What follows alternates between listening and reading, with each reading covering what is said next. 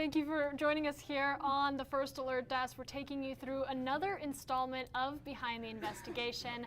I'm Maria Marone, joined with our investigator, Rachel Polansky, and today we are talking about a petting zoo / aquarium in DeKalb County that's under a bit of controversy right about now. That's right.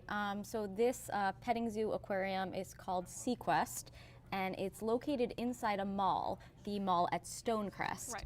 There's some controversy here because of a tip I got that said, they are in this mall and they're not zoned to be in this mall. Mm-hmm. And so I made some public record requests, and turns out that was correct.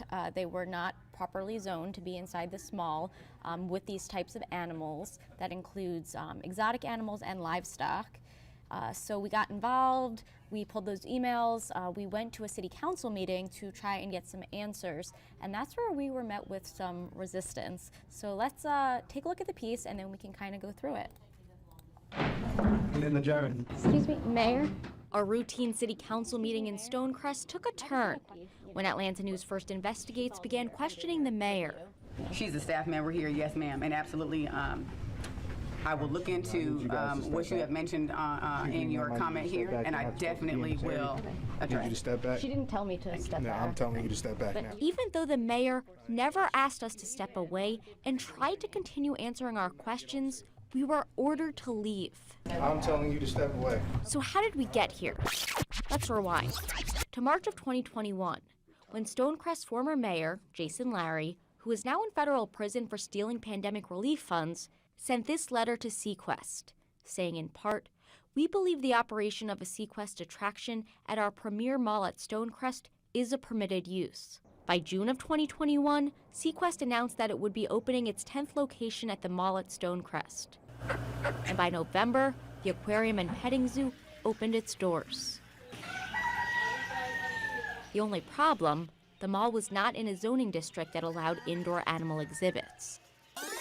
Fast forward to February 2022, records show a Stonecrest worker emailing Stonecrest City Planner Kedra Jackson, asking if Stonecrest could buy more animals, including a mini cow, mini donkey, and or alpaca. A few days later, Jackson replies, "Per our code, your property is zoned C1 and does not allow for keeping of livestock," adding, "The concerns we have is safety, health concerns, and the specific types of animals that will be present." After some pushback from Stonecrest, the tone of the conversation changes. And in March 2022, Jackson writes, "We are now looking at an ordinance to put in place," adding, "The ordinance will be tailored to benefit your establishment." So staff's recommendation is an approval. That's Jackson presenting the amendment to the Stonecrest City Council at their last meeting. It's also feces on the floor out in the public area, and quite a bit of it. Which was quickly met with opposition from some community members. Stonecrest needs to go. I think that's very scandalous, to be honest. It sets a dangerous precedent when the city will rewrite a zoning language to cater to a particular type of business. Mr. One. After a short discussion, the council votes unanimously to defer or postpone the measure. Aye. Still, Atlanta News First Investigates had questions, which we first brought to City Planner Kedra Jackson. Do you typically rewrite zoning language to benefit businesses? I have no comment at this time. And then, when we did not receive a response, to the mayor.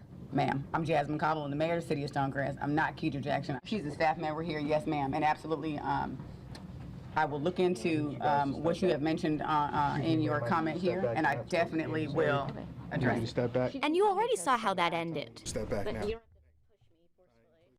Yeah, so a lot to talk about there, and I want to get into the moment where you were removed from what is supposed to be a public meeting. Mm-hmm. But let's talk about why this issue is important, the issue of zoning and abiding by those restrictions. Right, absolutely. So I think the resident I talked with, Christopher Eubanks, really said it well in that this sets a dangerous precedent when a city tries to rewrite zoning language to benefit a specific business, in this case, Stonecrest, because it makes you wonder, are they going to do this for every business? Right. And if you're a business, well, can you say, well, you did this for Stonecrest, why not do it for me? So I think, typically when you hear zoning and planning, that sounds kind of like boring or a dry topic, but it is pretty serious. And even at the city council meeting, I sat through that 3-hour meeting, and they had some different people coming up with zoning issues, and a lot of them were related to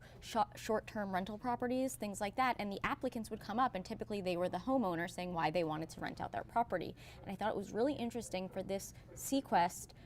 One, it was called Sequest on the application, and then two, there was no one from Sequest there. It was the city planner talking on behalf of Sequest, which again just seems a little bit sketchy. You know, why is a city planner doing this for this one specific business? It just, you know, I think it just raises a lot of questions. And as you mentioned that, you know, the email that you pulled Right, up, right. that exchange between the city planner and this business saying this conversation is going to benefit you.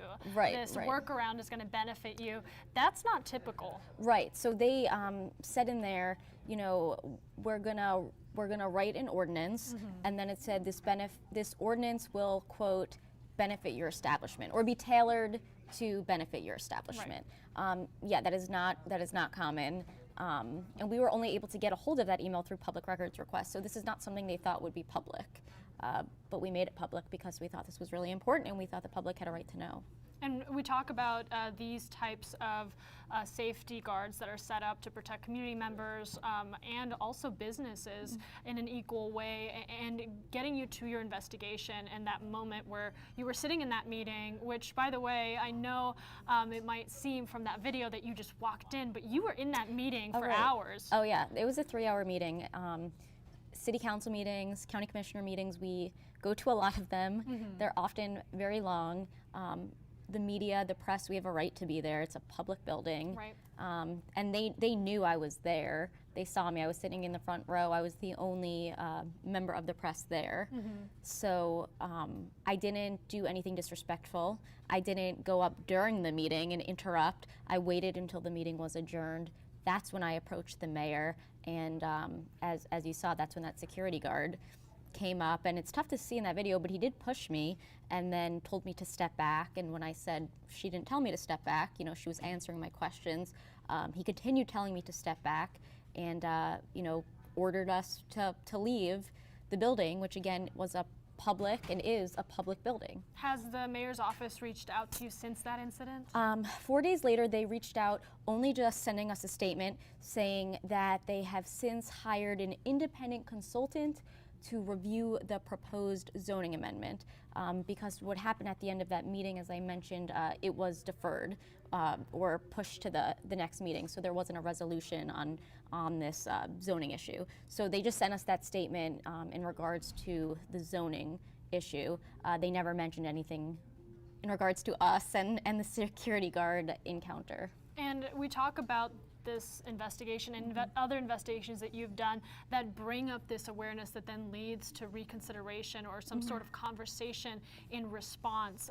A large part of that is public reaction that influences these lawmakers on how they approach issues, much like the one with Sequest. Now, as we talk about this movement forward with this conversation, with this plan of action, what can we anticipate happening here in the coming days?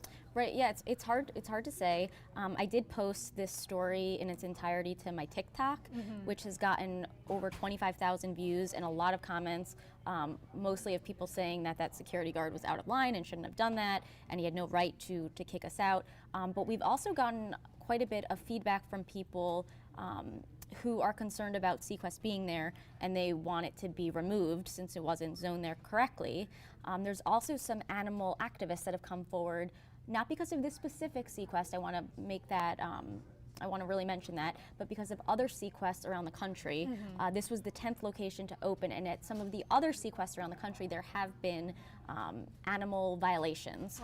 And there's been some citations that were issued, and so animal activists are not a fan of Sequest to begin with, and so they're also coming out now and calling for this sequest to close. So there's been quite a bit of public reaction. I don't know where it will go, but of course we'll continue to follow it and kind of just see where the story takes us. And speaking of this story, this investigation, I want to pull up our website here just for a moment and bring down this graphic. This is where you can catch the latest on Rachel's investigation, because I want to emphasize, oftentimes these investigative stories, they start out as community concerns. Right. Yep, this came in as a tip, like most of our stories do, which is why we always ask you to fill out the form at the bottom of the website if you have any questions right here, and we read every submission and we will look into it, and even if it's something that we end up not pursuing, somebody will at least respond to you and let you know. But yeah, we take those submission tips very seriously, and I've gotten a lot of good stories come out of these tips. And again, this is such an easy form to navigate and utilize. It's right under our A&F Investigate section and under Rachel's stories, along with every investigation that you guys do. You can enter your name, email, phone number, and the best part, and really one of my favorite things, is you can attach supporting files and documents to really get the details of your story to the investigator. That's right, and so many times when you do email us, the first thing we'll say is, do you have supporting documents? So yeah, you can put them right there, which is really helpful, and that'll definitely move you to the top of the list in terms of when we are getting back to folks, because we do get a lot of submissions. So yeah, if you put the files in there, that's super helpful for us. So as we focus on this investigation, I know oftentimes your investigative stories are ones that you follow till the very end, and this is a matter that's going to be a topic of discussion amongst these lawmakers, amongst this community, but also other communities that are looking to this as being cautious around this approach. Oh, right, yeah, in terms of the zoning, and you don't want to rewrite language to benefit specific businesses. But yeah, we'll be following it. We will be at the next city council meeting to see what happens with that proposed zoning amendment, and we'll see what that independent consultant has to say. Rachel Polansky, our investigative reporter here at Atlanta News First, bringing you another installment of Behind the Investigation. You make sure you check out the full story and more investigations from our team on AtlantaNewsFirst.com. Thanks.